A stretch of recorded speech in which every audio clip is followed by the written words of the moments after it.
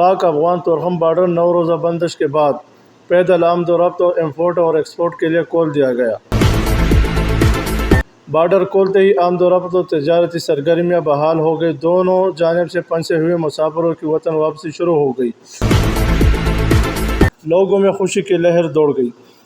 Torkham border پر تعینات FIA کے assistant director Yasir Arafat نے کہا کہ 9 روز کے بعد تورخم بارڈر کھول دیا گیا۔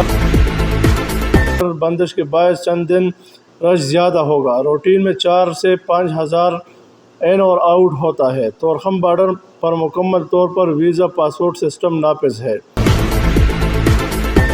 تورخم کسٹم کے مطابق پاک افغان بارڈر تورخم پر تجارتی سرگرمیاں بحال ہو گئی ہے۔ صبح جیسے ہی بارڈر کھل گئے، افغانستان سے تازہ پھل اور سبزیوں کی گاڑیاں آنا شروع ہو گئی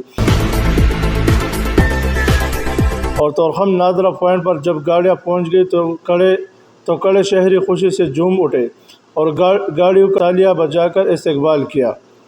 بارڈر کھولنے سے تاجر، ٹرانسپورٹرز اور سرحد کے دونوں جانب کے عوام میں خوشی کی لہر دوڑ گئی۔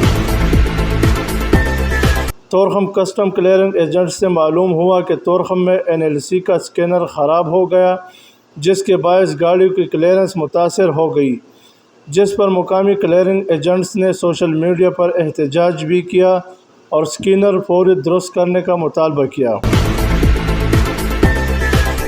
کیمرہ ٹیم کے ساتھ جبران شنواری، پیام خیبر، تورخم۔